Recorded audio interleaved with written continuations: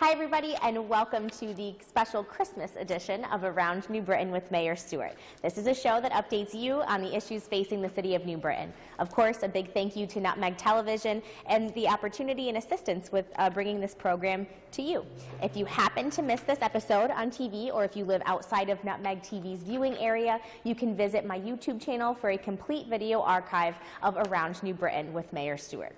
Over the last 2 years, I've made a commitment to making government more transparent and accessible to the people that we serve. And this show is just another step in opening government to everybody in our community. I want you all to know that my office remains always open to you, and especially to those that are seeking solutions to the problems that face them daily. I might not be able to solve everything, but I can certainly point you in the right directions to get answers to the questions that you have. My office does this by email, by phone, through Twitter, Facebook, and the city website.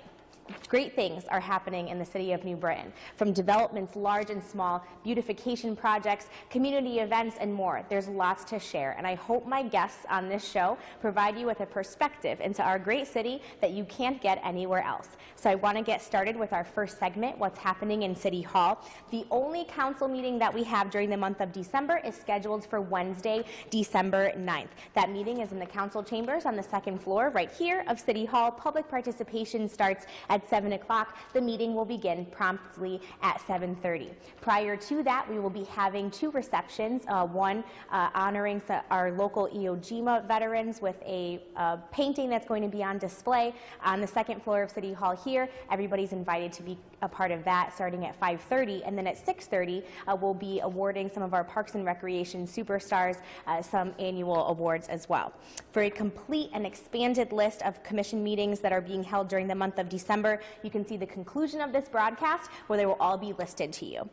Leaf collection officially ends December 4th, so you might see crews out making a last couple cleanups, but over the 5 weeks of the program, every crew has made a minimum of 3 passes down your street to collect leaves. If you still have leaves to get rid of after the crews have finished passing through, you can take them to our recycling center on Christian Lane. That's free of charge, and it's open from 7 a.m. to 2 p.m. Monday through Friday. Or you can give our Public Works Department a call and ask where you should go.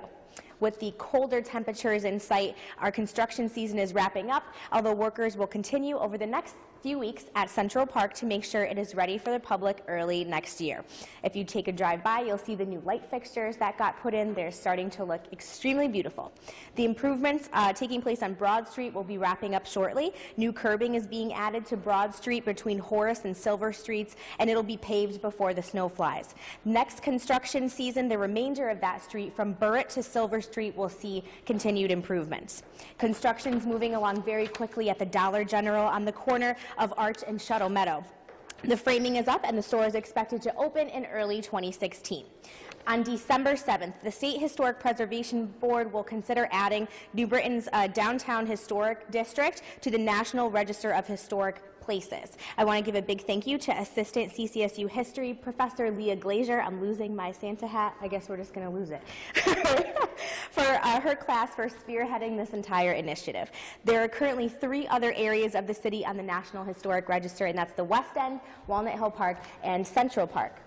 Written comments in support of this designation can be submitted through the State Historic Preservation Office or in person during the 9:30 a.m. meeting at the Department of Economic and Community Development. This designation, some may be confused about what a historic designation means.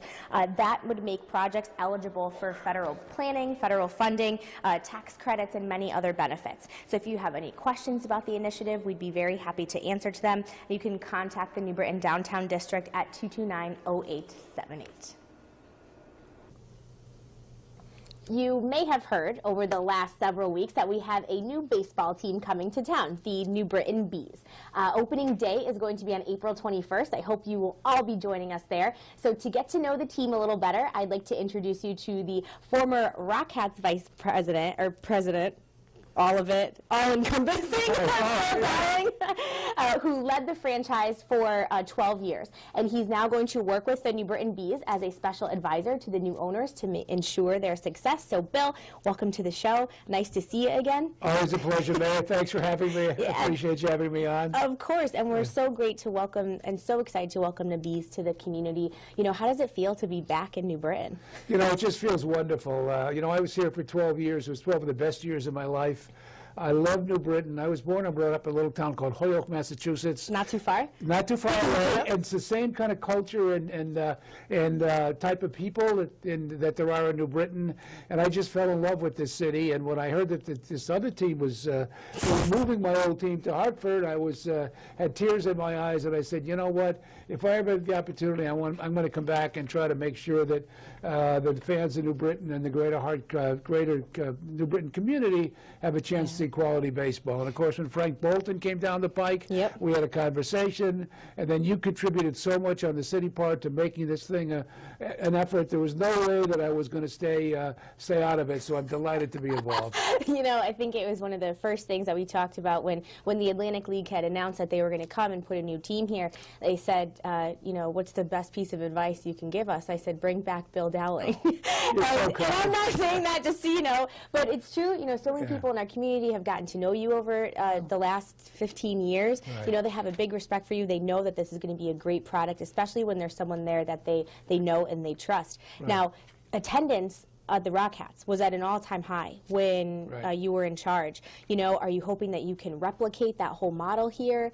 You know, what are some of the things that you'll be doing? Well, absolutely, Mary. That's the game plan. Now, you got to keep in mind, though, that the owners of this team also own the team in Long Island, the Long Island Ducks, and they've been fabulously successful. It's one of the most successful minor league teams, you know, in baseball. So they know what they're doing. But I think what I bring to it is this great sense and feel for what the people of this area want, because we did it for 12 years. I mean, particularly the last 5 or 6 years, we were sold out almost every game. Right. And I think if we can duplicate that experience, continue to make it fan-friendly, make sure that we get the right mascot and the kids enjoy themselves, and with the city on our side, I don't see any reason why we can't do this. Yeah, I mean, I think we're going to get it done. I know so many people are extremely excited about it.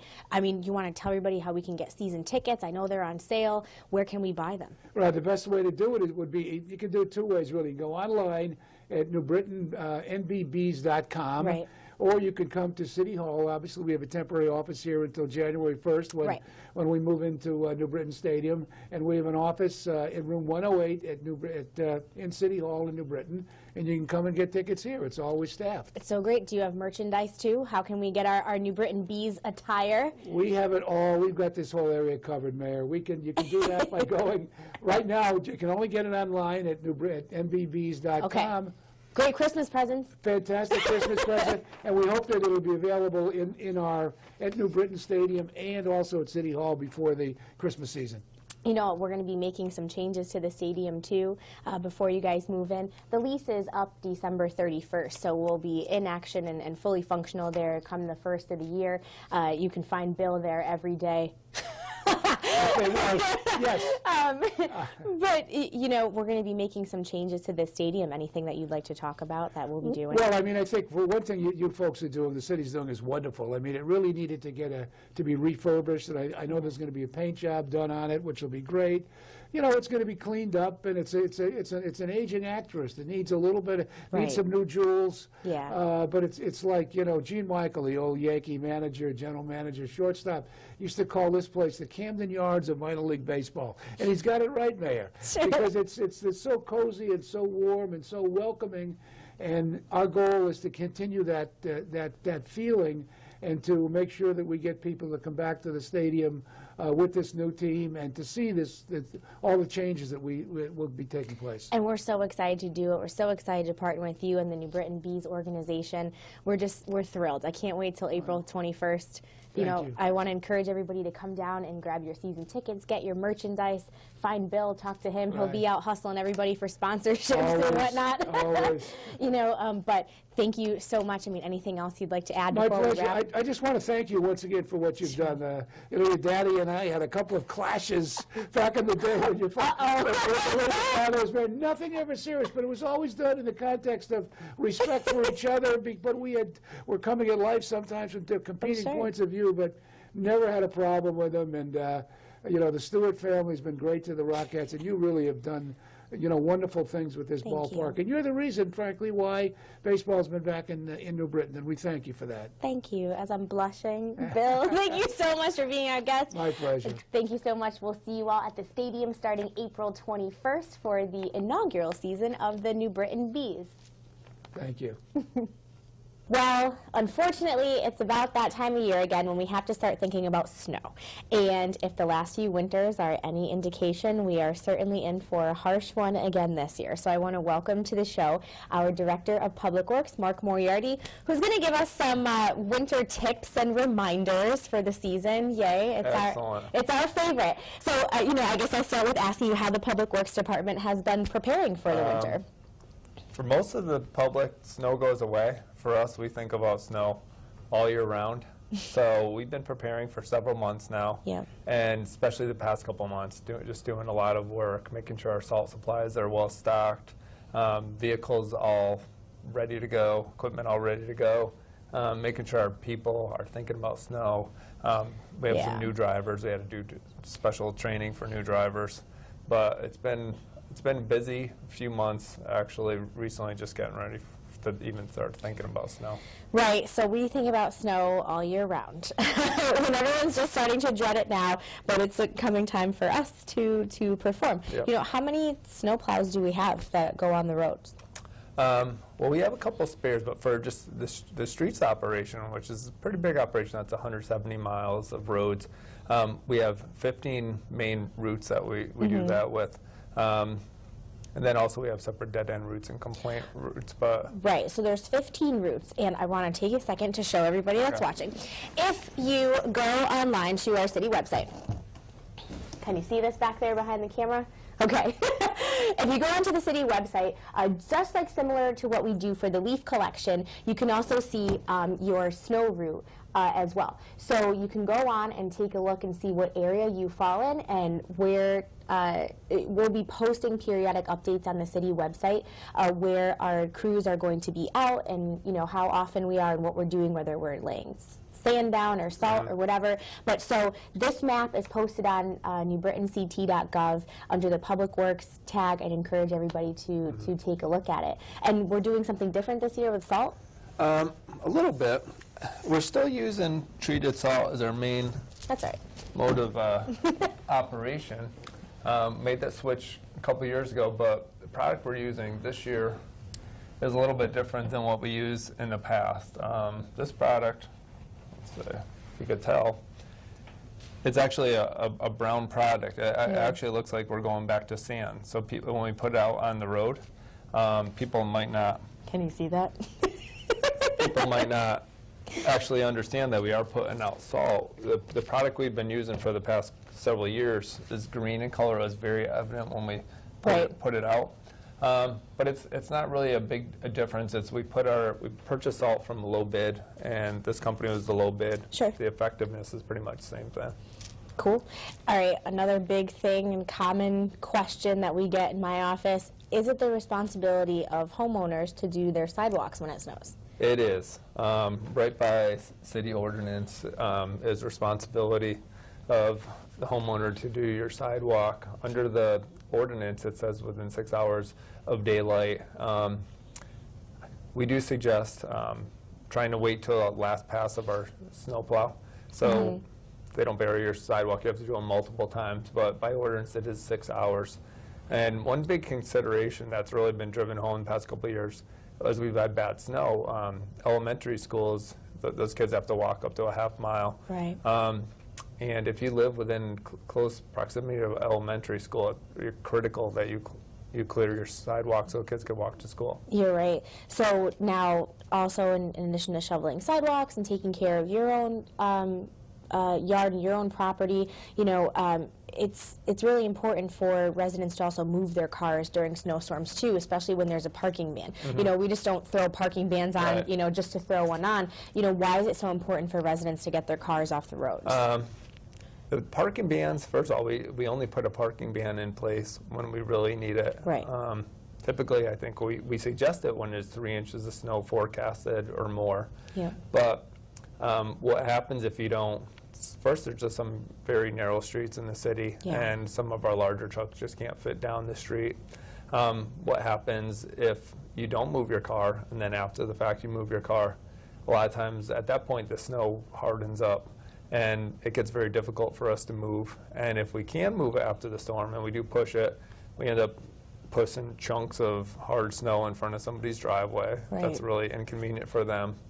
And that's all not to mention if you don't move your car during the parking ban, there's a $100 fine that we don't really want to give out those tickets. Right. Unfortunately, we have to be extremely aggressive about that in the winter months, you know, to get people to move their cars off the streets. We don't like issuing tickets, but we have to. In certain cases, we've gone out and towed cars as well, and that certainly can happen. Everything that we do is in the interest of making a road passable and safe in case an emergency vehicle needs to get up the road. So a lot of our heavier density, our denser areas, like I'll use Chestnut Street, for example, you know, there's no parking on one side of the street, but we always find cars on both sides. And that's why we can't get a truck down there. But we are also trying to work on some type of software system that would make it easier for our residents to know when they should be expecting a truck down their street. And maybe we want to talk for a minute about that. Yep.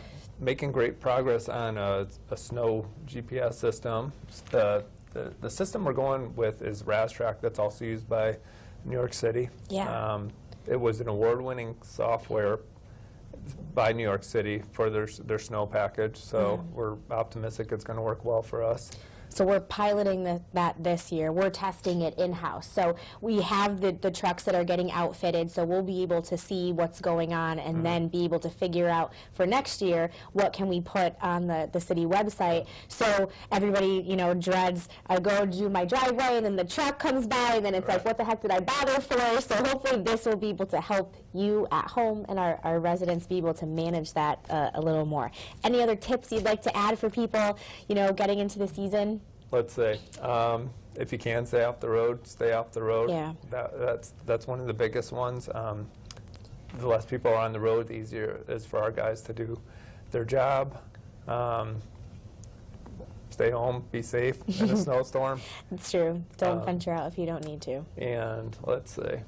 And if there's an emergency, you know, where should people call if there's an emergency situation? I mean, if it's a true emergency, call 911.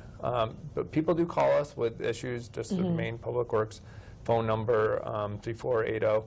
And if you do have an issue, we try and get out and help as soon as we can.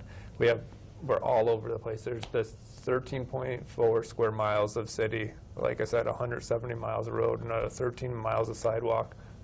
Storms are crazy situations. Yeah. But we're out there doing everything we can and helping every way we can. Yeah, and we've been managing great. I think your staff does an incredible job. You know, to all of you at home, okay, as it gets into the season, you know, be safe, be smart, move your cars off the road, don't drive if you don't need to during a snowstorm, and if you're in a real emergency, don't call City Hall, call 911.